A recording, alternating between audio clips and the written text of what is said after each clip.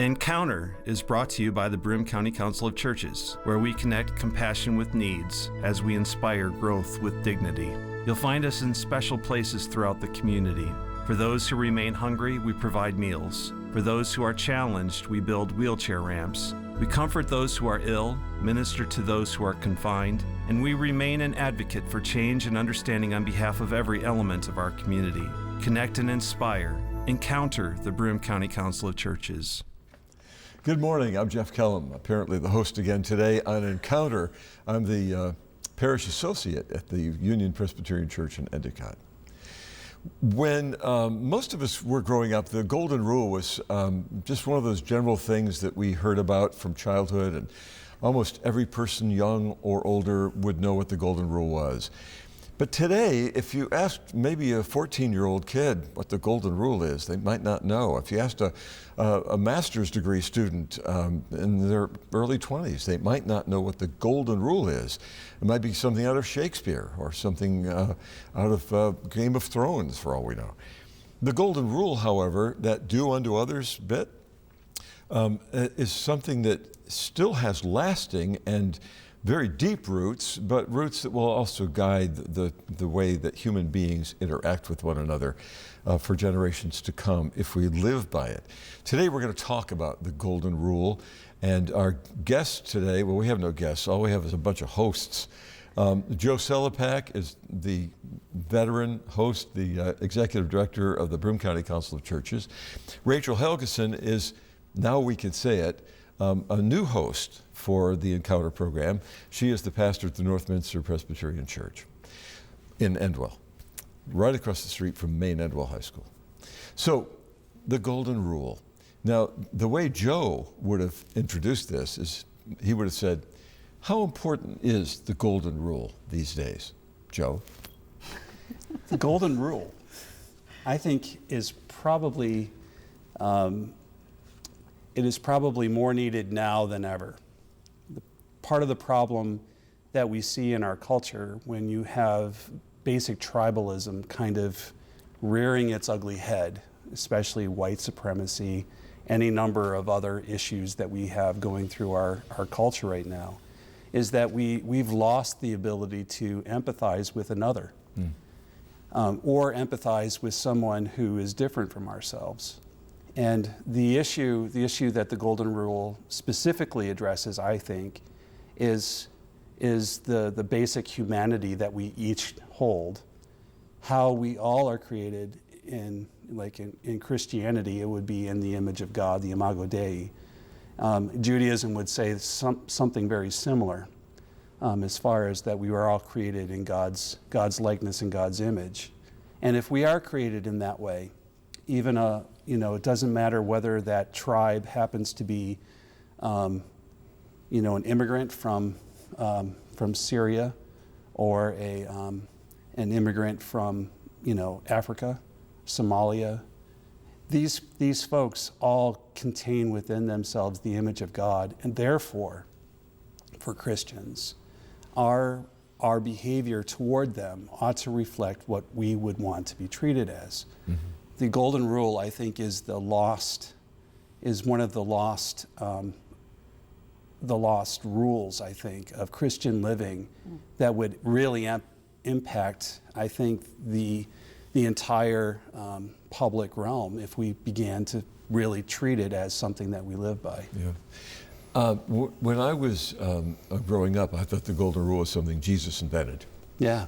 Jesus said it, it's in the Gospels probably twice. And then I realized when I got to seminary and started actually studying something a little bit deeper, that it had Hebrew roots, and Jesus would have learned it from his rabbi growing up. And then I have to admit, it wasn't until I was in the ministry a couple of years, and a book came out called Prayers and Thoughts from World Religions, a book for which I searched for about a half hour last night before going to bed.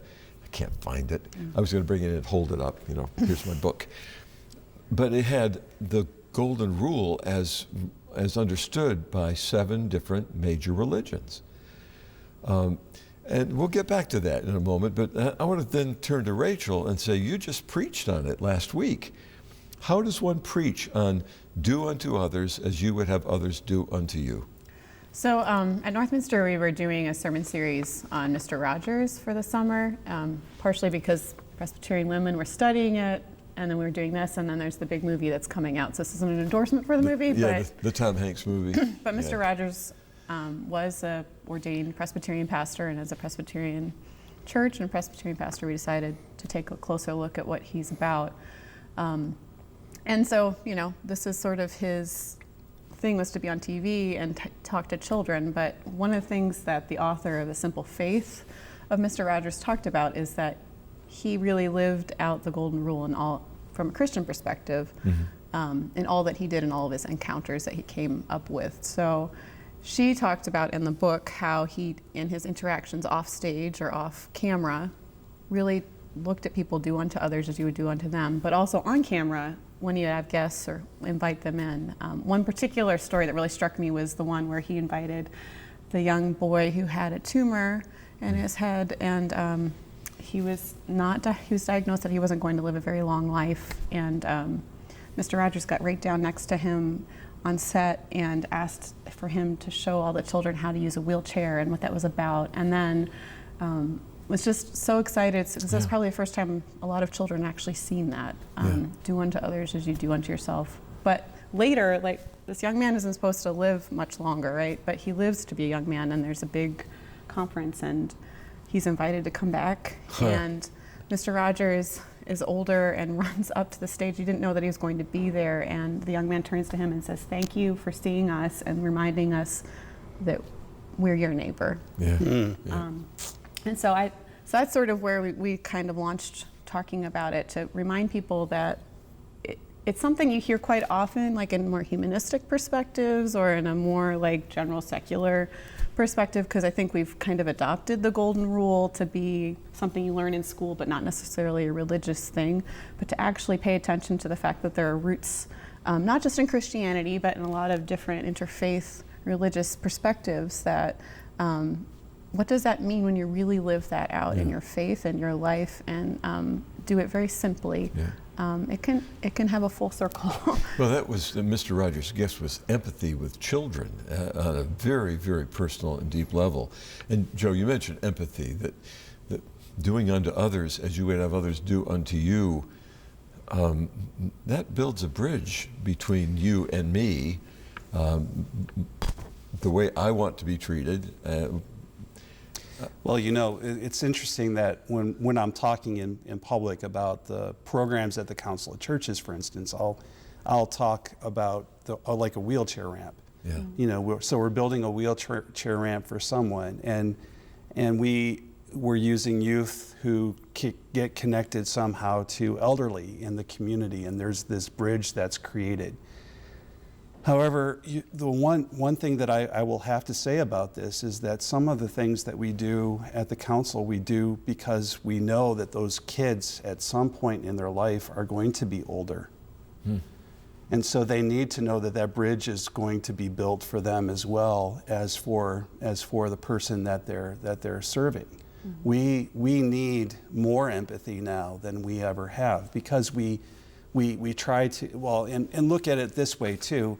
We live in an isolated age where people don't know many of their neighbors even. So we don't know who's living 3 houses down. There's been some sociological analysis on cities even, where people live in a city, but they know who lives immediately next door to each other, but they don't know who lives across the street. So we don't know when, for instance, the neighbor across the street has had a heart attack and needs help taking the garbage out. We used to know these things, but because we've lost the ability to trust and to understand our common humanity, we've lost the golden rule in that. We've lost the ability to really understand ourselves as being connected in a real way to the community and people around us. I think that even the issue of hunger in our world or in our community, we've lost the ability to empathize with a hungry person because we don't feel as if we've ever been hungry. We don't remember. So, like for me, when I'm talking about Chow, for instance, I will say, if it wasn't for Chow, I wouldn't have made it through seminary. My wife and I had to go to the pantry at our seminary in order for us to get food on the table sometimes when we've had a seminary bill due. My car is broken down, and I've already tapped out my parents, and you feel bad about it, but you have to go to a food pantry. I need to be able to tell that story to people without feeling ashamed about it. Yeah. And we in our common humanity, we need each other to be able to really form community in that sense. So I think that Mr. Rogers, we've lost niceness, I think. Mr. Rogers was such a nice man, a kind man, a caring man. Yeah. He had he knew neighbors, Anyway. I mean, and it's interesting because there are people who would say that as adults that they felt he saw them and they had never met him. And there are stories about that, but the one that really strikes me was the one about Joan Rivers. He was on her show and he made her cry, or he was at the Senate and a senator who was really hard-nosed about how funding should happen, and Mr. Rogers is very much about this. We need our neighbors, and like I said, you can watch it on YouTube, but at the end of the day, the senator, this hard-nosed senator is softened by the fact to be reminded of our own humanity and that we each have that, And the word kindness is, people after we're gone won't remember how much money we had unless we're Bill Gates. They won't remember certain skills and so on, but what they might remember most about us is whether or not we were kind. That when I look at folks that I knew growing up, boy, the ones I remember with great affection were the ones who were kind. And that kindness, I think, is part of it is at the root of this doing unto others. Plus, there's this idea of kind of fleshing out what this means to do unto others the way I would like to be treated. How would I like to be treated? Right. Now I have to start let's start with me, because most of us do. We have this ego, this conceit. But let's start with me. I want to be welcomed. Yeah. I want to be respected. I want to be treated kindly. Now, that means that in order for me to live out the golden rule, I need to welcome, I have to treat kindly, I have to be empathetic to the needs of the other person. It's interesting to me too when we talk about the gifts of the Spirit in the church a lot. What we sometimes fail to get is how interpersonal those gifts are. Like love, joy, peace, patience, kindness, goodness. They require another person to be in your life. Yes. Or they require a neighbor. They require someone to be there. And what we do is we say, all right, these are something that the Holy Spirit can give us magically. However, when we look at within the context of Galatians, when they're talking about the fruits of the Spirit, Ephesians, whatever, the issue, one of them letters, one of those letters, somewhere. It's like when we're looking at that within the context, it's done in the context of the church. So it's in relationship to other people. So you can't learn patience in a vacuum. You can't learn loving kindness in a vacuum. Christians ought to be the most outgoing and loving people that there are in a community. We should be front and center when it comes to welcoming people into our community. But what we do is we say, all right, that's not a gift I have yet. Yeah. And we fail to realize that it's only in my estimation of it, the crucible of human relationship, that we even develop these things. But that said, now we confess that Christians do not own the golden rule. No. We do not have the trademark on it. Yep. When I look back at that book I mentioned, The Prayers and Thoughts from World Religions, with all these world religions having this golden rule planted there, what that says to me is that our neighborhood is much broader than we originally thought it was. It seems to me that the Spirit of God has planted this seed of basic common humanity, or maybe uncommon humanity, in every world religion. We all call God by different names.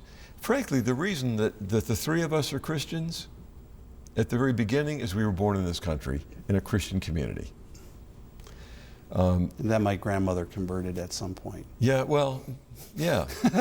But you know, if you'd been born in New Delhi, chances are you wouldn't be a Christian. Right. If I had been born in Shanghai, I wouldn't be a Christian. So, you know, the Christianity is my cultural religion. I grew up in it, and now I affirm it. You know, I was baptized, confirmed, ordained. I answered all the questions. I believe it all. But I also know that the Spirit of God has moved in other religions too. And so then you look at this, I mean, go online. The golden rule in world religion: Christianity, Confucianism, Buddhism, Hinduism, Islam, Judaism, Taoism, Zoroastrianism. And it's stated slightly differently. You've got some of those. So for instance, you know, native spirituality. I think that this one's kind of interesting. Is we are as much alive as we keep the earth alive. So it broadens it, just not even how we treat each other, but how we even treat the world is how we ourselves want to be treated. Yeah. So I think that's interesting to me. Yeah. Especially given you know, how we tend to superimpose human dominance over nature. Yeah. When in reality we are part of nature. I like that one. I think that was interesting. Rachel had mentioned that it's kind of gotten genericized. How do you like that word? Yeah. Yeah. Well, we like to have sound bites, right? Yeah. I mean, we like to package things or put them on a Twitter feed or have them be able to fit as a tagline, but it's more than that. I mean, I think about, and I hate to bring this up, but some of the shootings that have happened in our country, but one of them that comes to mind is the one that happened in Pittsburgh, and it was one of the synagogue, you know, the Jewish synagogue, and then the folks who really helped that synagogue was a whole community of Pittsburgh came together, and also, but there was a Muslim community that particularly raised money so they could make sure those families knew that they were loved and known. And so I think sometimes it's easy to put people in pockets and say, well, that's that religion, or those are those people, and these people are like this because it fits into a thing. But to be able to see that sometimes there are truths that go beyond our own understanding.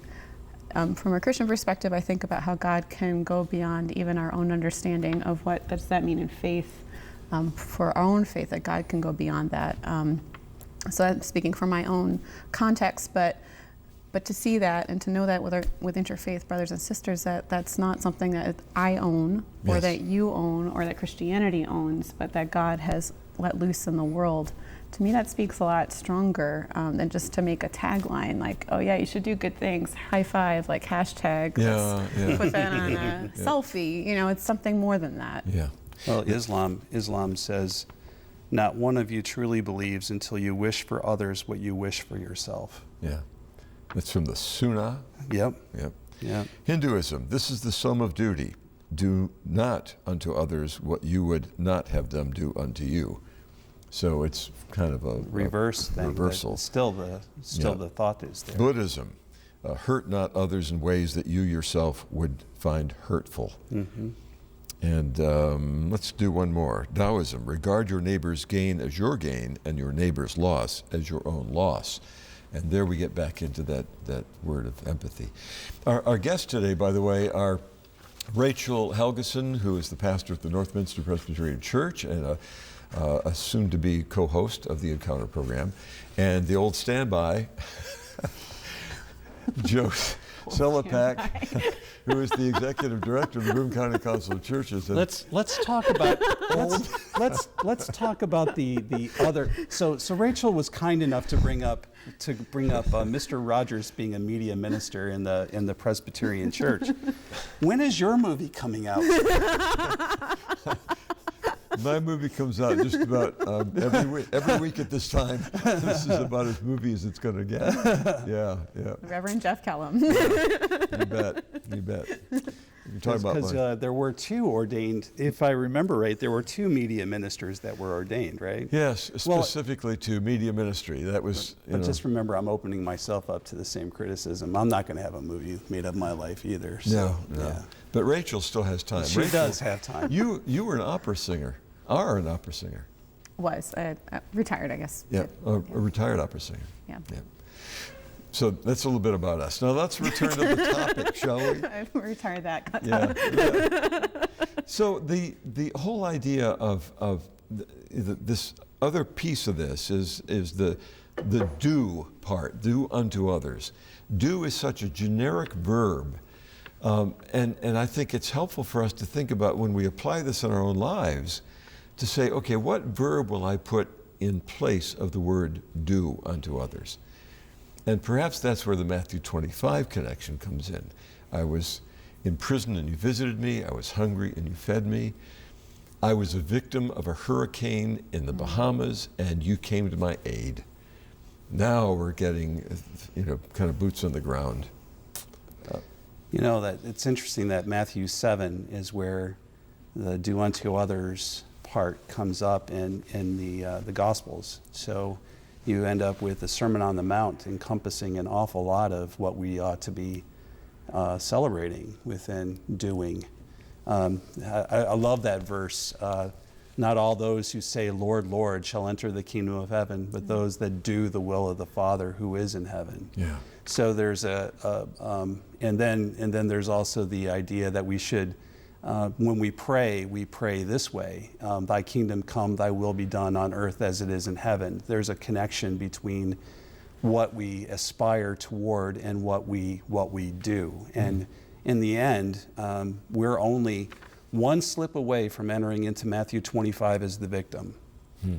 Just think about it. How many times have we been in the hospital? How many times have we been hungry? How many times have we been naked? How many times have we been in prison?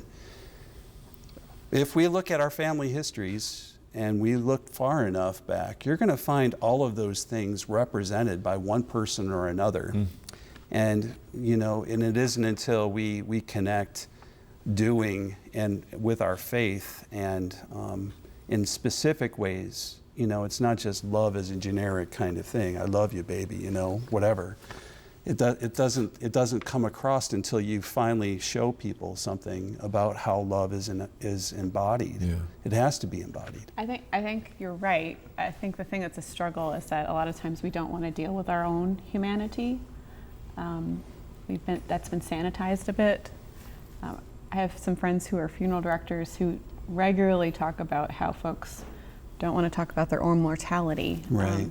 And so when you start to talk about the grievances of humanity, the darkness of humanity, the things that are fallen, how creation can come and make a storm and destroy something, or how someone can do something terrible, or how someone doesn't have food or have housing, that I think we forget our own humanity by not seeing another's humanity, but because we don't want to deal with our own humanity. And we want things to be sort of like clean and nice and packaged, and why have to think about creation? Why have to think about how does this affect somebody else? But if we start with our own humanity and be able to ground ourselves in that, if we can start thinking about that, then we can start thinking about how we can be relational too. How did you conclude your sermon last week? Was it Jesus said this, so go and do likewise, or how? I actually challenge people to think about it, because I don't really want to package it for folks to be like, I'm going to tell you how Jesus told you, because that's from my readings of Jesus. That's not what he does. He tells stories and he gets people to think about it and challenges them to consider, what are they doing in their own lives? How does that relate to them? And so that's sort of how I took my cue, was to challenge folks to think about, what are you doing in your life? How are you doing this? But what does this mean? Do unto others as you would do unto yourself. And have you done that? Yeah. Or has that been we've been struggling with it. And it's okay if you've been struggling with it, because sometimes we don't talk about that, but at least think about it. Sure. I attended a lecture by Fred Craddock where he's talking about the use of a sermon and how a sermon is what a sermon is supposed to do. This was before he died. He's, I'm starting to realize how old I am. But because all of my heroes are dying. And yeah. Fred Craddock, he said what we try to do in a sermon sometimes is package it nicely.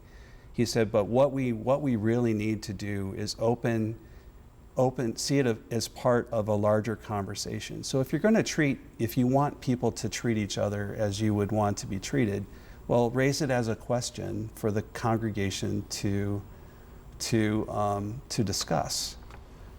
Because don't end it packaged. End it with the question that you want people to be thinking about as they go to coffee hour, as they go through their week.